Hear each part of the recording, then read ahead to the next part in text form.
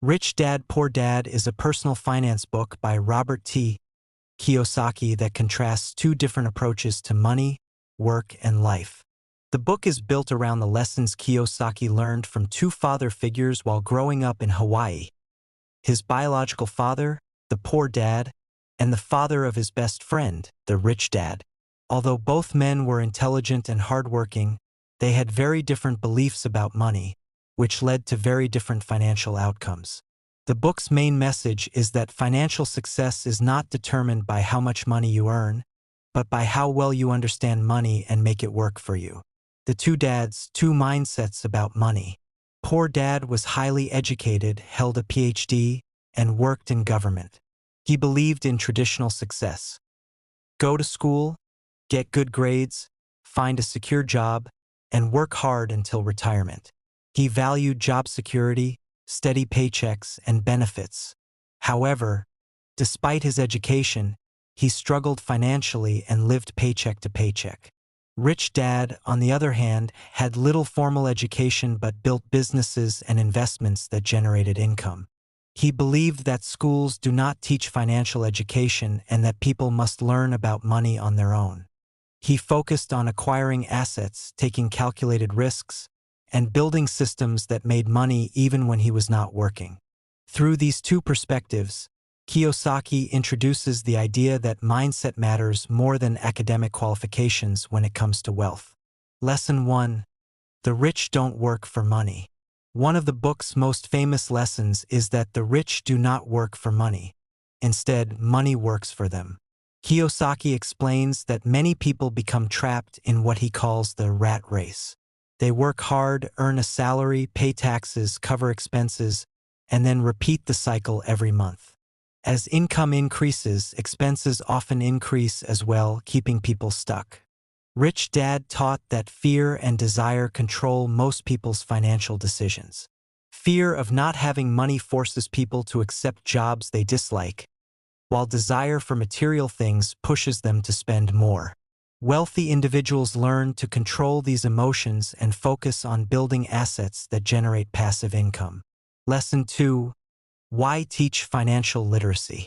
Financial literacy is the foundation of wealth, according to Kiyosaki.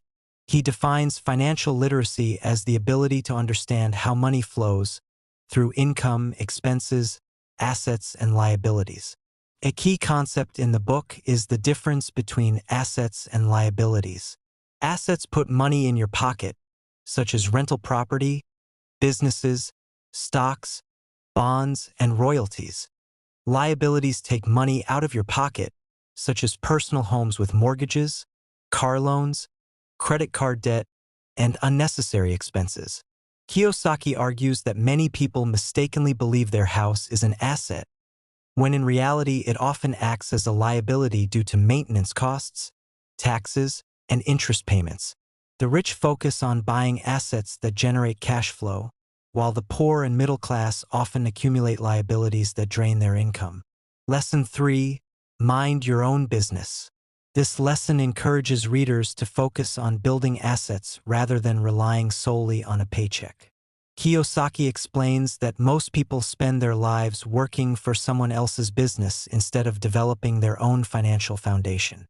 Mind your own business does not necessarily mean quitting your job immediately.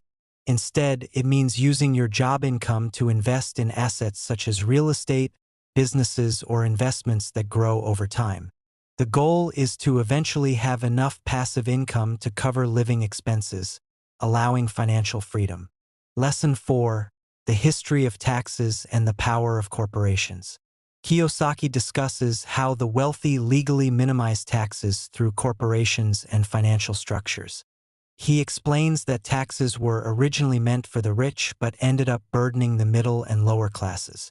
Corporations, according to Kiyosaki, are powerful tools because they allow individuals to earn, spend, and then pay taxes, rather than earning, paying taxes, and then spending as employees do. He emphasizes that understanding basic tax and corporate laws can significantly improve financial outcomes. This lesson is not about tax evasion but about learning the rules of money and using them legally and strategically.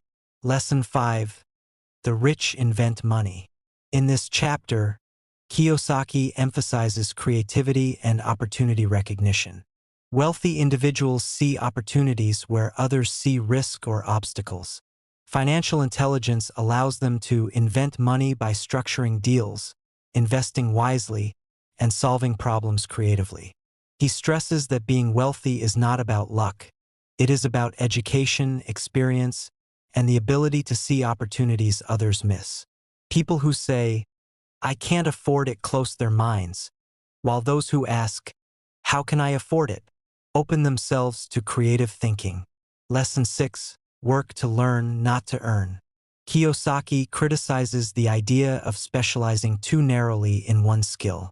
He believes that many people limit their financial growth by focusing only on earning a paycheck rather than learning new skills.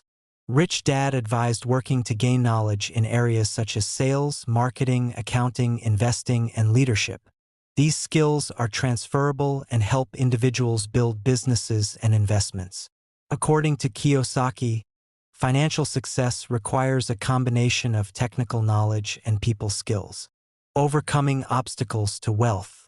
Kiyosaki identifies 5 main obstacles that prevent people from becoming wealthy. 1. Fear. Fear of losing money stops people from taking opportunities. 2. Cynicism. Doubt and negative thinking prevent action. 3. Laziness, often disguised as busyness. 4. Bad habits, poor spending and saving habits. 5. Arrogance, thinking you already know enough. He encourages readers to confront these obstacles through education, discipline, and self-awareness. Getting started. In the final chapters, Kiyosaki provides practical advice for readers who want to begin their financial journey. He suggests finding mentors, building a strong financial foundation, continuously learning, and taking action rather than waiting for the perfect time. He emphasizes that financial independence is a process, not an overnight achievement.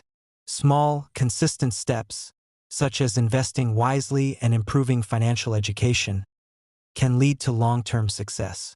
Conclusion. Rich Dad, Poor Dad challenges traditional beliefs about money, education, and work. The book argues that schools do not teach financial literacy and that individuals must take responsibility for their financial futures.